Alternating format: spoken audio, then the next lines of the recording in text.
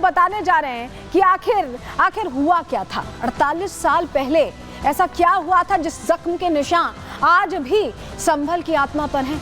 आपके सामने वो जानकारी सबसे पहले रखने वाले हैं। हुआ क्या था देखिए। 24 तारीख 2024 जब सर्वे का दूसरा दौर था, 19 तारीख को सर्वे हुआ था जामा मस्जिद को लेकर, जिसे हरिहर मंदिर कहा गया, और उसको लेकर कोर्ट में मामला गया। सर्वे हुआ तो संभल में 24 तारीख को हिंसा भड़क गई। अफवाह के दम पर यह हिंसा भड़की और ऐसा ही कुछ 28 फरवरी 1976 को उस वक्त के संभल में हुआ था। तब भी हिंसा भड़की थी और अफवाह की वजह से ही भड़की थी।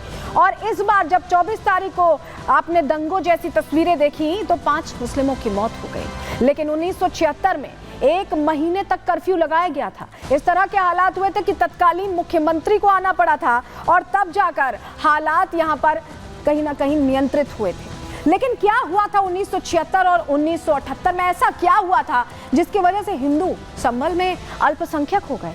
चलिए खुलासा करने जा रहे हैं, जानकारी देने जा रहे हैं आपको। देखिए 28 फरवरी 1976 में मस्जिद में इमाम की हत्या होती है और अफवाह फैल जाती है। आपसी रंजिश में यह हत्या होती है और उसके बाद अफवाह फैला दी गई।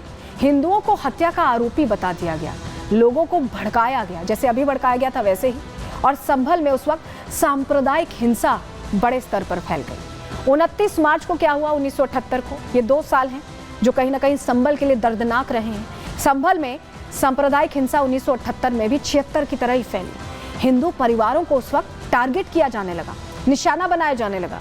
कई दुकानों को, जो हिंदुओं की दुकानें थी, उन्हें आग के हवाले कर दिया गया। इतना नुकसान पहुंचाया गया। हिंदू व्यापारी के मिल में आग लगा दी गई और हिंदुओं को नृशंस हत्या की गई जिंदा जलाकर। 23 हिंदू थे जिनकी मौत हुई और हिंदुओं की दुकानों पर उसके बाद कब्जा कर लिया गया। और तब से यहाँ की तस्वीर, संभल की तस्वीर बदल गई। संभल में हिंदू तब से ही, उस दौर के बाद से अल्पसंख्यक हो गए। और आप समझिए कि हमने लोगों से बात की, क्योंकि बुजुर्ग हैं जिन्होंने अपनी आंखों से ये सब कुछ देखा है। उन्होंने बयां किया उस वक्त का दर्द। सुनिए जरा। चाचा जी क्या हुआ था? कैसे हिंदुओं को प्रताड़ित किया गया था? कैसे मौत के घाट उतारा गया था?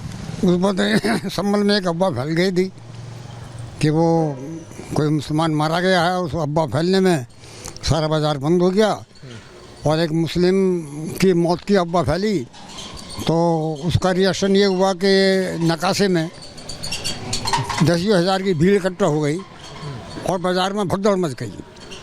भगदड़ मचने से जो ग्रामीण क्षेत्र के लोग थे और शहर के जो लोग थे वो शरण लेने के लिए एक मराई लाल जी के कारखाने में इकट्ठा हो गए। वो शरण लेने के बाद इकट्ठा जो हुए तो उनको पता चल गया, भीड़ को, उस उन्मादी भीड़ को ये पता चल गया कि अंदर कुछ लोग शरण लिए हुए हैं हिंदू। तो वो उन्होंने उस कारखाने का गेट तोड़कर वो अंदर प्रवेश कर गए और उन सभी 24 हिंदू थे उसमें, 24 हिंदुओं को उन्होंने टायर से बांधकर जिंदा जला दिया। तो सुना आपने, सच बताते बुजुर्ग क्या कह रहे हैं कि कैसे जिंदा जलाया गया था। लेकिन सच्चाई क्या थी? अफवाह तो फैलाई गई थी, सच्चाई क्या थी? सुन लीजिए, जान लीजिए आप अफवाह के बाद सच्चाई क्या थी। फरवरी 1976 में नमाज पढ़ने लोग गए, मस्जिद पहुंचे और मस्जिद में शाही इमाम की लाश मिली थी, शव मिला था उनका। हत्या के लिए एक हिंदू युवक को दोषी बताया गया और यह अफवाह फैला दी गई। उसके बाद मुस्लिमों ने एक हिंदू युवक को पकड़ा भी था और इमाम की हत्या के बाद जो अफवाह फैलाई गई, उसके बाद सांप्रदायिक तनाव फैल गया संभल में। हालांकि हिंदू पक्ष अलग दावा कर रहा है। मस्जिद कमेटी की आपसी रंजिश में हत्या हुई थी, ये हिंदू पक्ष का कहना है। जिस युवक को पकड़ा गया था वो मानसिक रूप से विक्षिप्त था, मेंटली डिसेबल्ड था और उस समय के मुस्लिम रसूखदारों ने हिंसा को उस वक्त हवा दी थी और नतीजा ये रहा कि 23 हिंदुओं को आग के हवाले कर दिया गया था। 1976 और 78 में जो सांप्रदायिक तनाव था उसने संभल की पूरी तरह से डेमोग्राफी बदल दी, सब कुछ चेंज कर दिया और बुजुर्ग इस बात की फिर से गवाही दे रहे हैं। सुनिए जरा। चाचा क्या हुआ था सन 1976-1978 की कहानी को लेकर जब अगर हम बात करें तो? 1976 में मुस्लिम जो उन्मादी संभल का मुस्लिम है, जिहादी टाइप का, उसने एक र्यूमर फैलाई।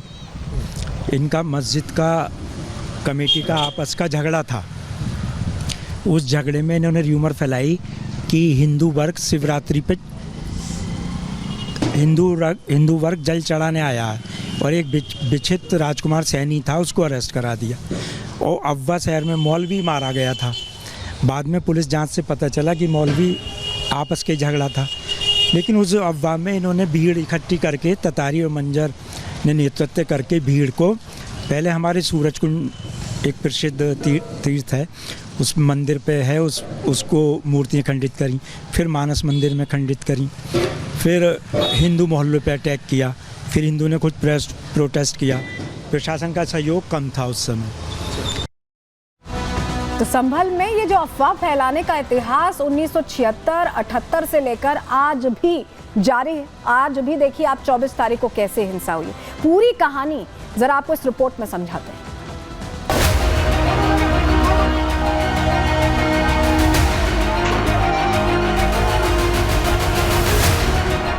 पश्चिमी उत्तर प्रदेश का संभल इलाका, शाही जामा मस्जिद के ठीक सामने आज हम खड़े हैं। यहाँ की जो तस्वीरें थी 28 फरवरी 1976 की, वो तस्वीरें आज भी उन लोगों के जहन में कैद हैं और बार बार देखिए उस दर्द को कचोटती हैं जिन लोगों ने इस दर्द को महसूस किया है। आज हम आपको बता रहे हैं जब शाही जामा मस्जिद में जब इमाम की हत्या के बाद पूरे शहर भर में जमकर तनावपूर्ण माहौल बन गया था। इसका आरोप लगाया गया था दूसरे धर्म के युवक पर, और आज भी देखिए हालात यहाँ पर लगभग उसी तरह से तनावपूर्ण हैं, क्योंकि उस समय जब हिंसा फैली थी हत्या के आरोप के बाद तो शहर भर में जमकर तांडव मचा था।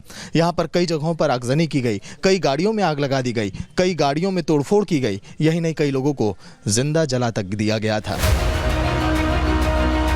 शहर के बुजुर्ग बताते हैं कि 1976 की 28 फरवरी की सुबह नमाज पढ़ने के लिए नमाजी शाही जामा मस्जिद पहुंचे, लेकिन वहां मस्जिद के इमाम का खून से लथपथ शव मिलने से सनसनी फैल गई। नमाजियों की भीड़ ने मौके से हत्या करने वाले आरोपी को पकड़ लिया। उसके बाद लोग और भड़क गए, बवाल हो गया, पूरे शहर में दंगा शुरू हो गया, लोग आगजनी और तोड़फोड़ पर उतर आए। एक मुस्लिम की मौत की अफवाह फैली तो उसका रिएक्शन ये हुआ कि नकाशे में 10,000 की भीड़ इकट्ठा हो गई और बाज़ार में भगदड़ मच गई। उसमें एक मामा बनवारी लाल थे, वो हमारे संभल में मामा के नाम से प्रसिद्ध थे, सभी उनको प्यार से मामा कहते थे। उन मामा को भी उन्होंने जिंदा जला दिया। तो उन्मादी भीड़ ने इन हत्याओं के बाद बाज़ार की तरफ अपना रुख किया और लगभग 15-16 दुकानें जो मुख्य बाजार में थी हिंदुओं की, उसमें आग लगा दी।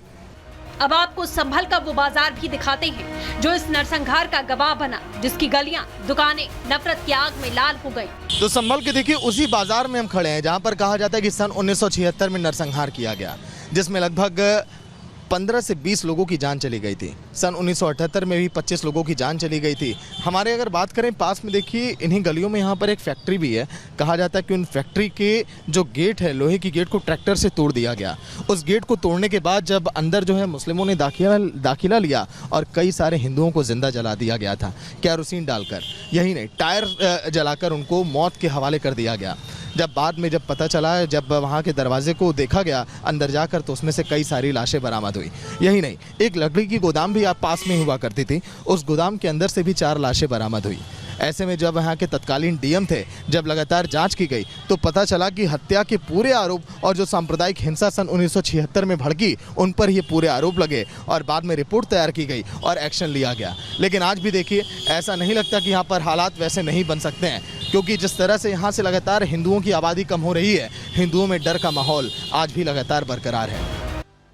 तो सुना आपने कैसे डर का माहौल बरकरार है, लेकिन अभी जब 24 तारीख को तस्वीरें सामने आई जहां पत्थरबाजी हुई 2.5 घंटे तक, अभी 31 दिसंबर को आपको याद होगा सपा नेता जाने की होड़ में लगे थे और आज कांग्रेस नेताओं की तस्वीर देख लीजिए, ये भी संभल जाने की जल्दबाजी में है, जबकि क्लियर डायरेक्टिव दिया गया है कि नो एंट्री है अभी नेताओं की, लेकिन सभी को मुस्लिमों का रहनुमा बनना है और उनके लिए वोट बैंक की सियासत इतनी जरूरी है कि संभल अभी अमन चैन से है, तो ऐसा लग रहा है कि इन्हें बर्दाश्त नहीं हो रहा, सभी जाने को उत्सुक है। ये सियासी पर्यटन आखिर इनके लिए जरूरी क्यों है, जरा आपको बताते हैं। सियासत विपक्ष की जमकर तेज होती दिखाई दे रही है। सपा के बाद 31 दिसंबर को आपको याद होगा सपा नेता कैसे होड़ में लगे हुए थे और अब कांग्रेस नेता मैदान में आ गए। संभल जाने पर अड़े दिखाई दिए कांग्रेस नेता और कार्यकर्ता, बड़ी संख्या में, वो भी 10 दिसंबर तक संभल में बाहरी लोगों की एंट्री बंद है, उनको पूरी तरह से बैन कर रखा है, जिससे कि संभल में अमन चैन रहे। संभल में धारा 163 भी लागू है, जिसमें लोगों के इकट्ठा होने पर एक तरह से रोक है और प्रशासन शांति कायम रखने के लिए तमाम कोशिशें कर रहा है। लेकिन विपक्ष संभल हिंसा पे सियासी संग्राम लगातार छेड़ भी रहा है और इससे फायदा भी लेने की कोशिश करने की बात कर रहा है। ऐसे में अब समझ जाना चाहिए, होश में आ जाना चाहिए विपक्ष को, क्योंकि अगर कहीं अमन है, कहीं शांति है तो उससे शांति ही रहने दें।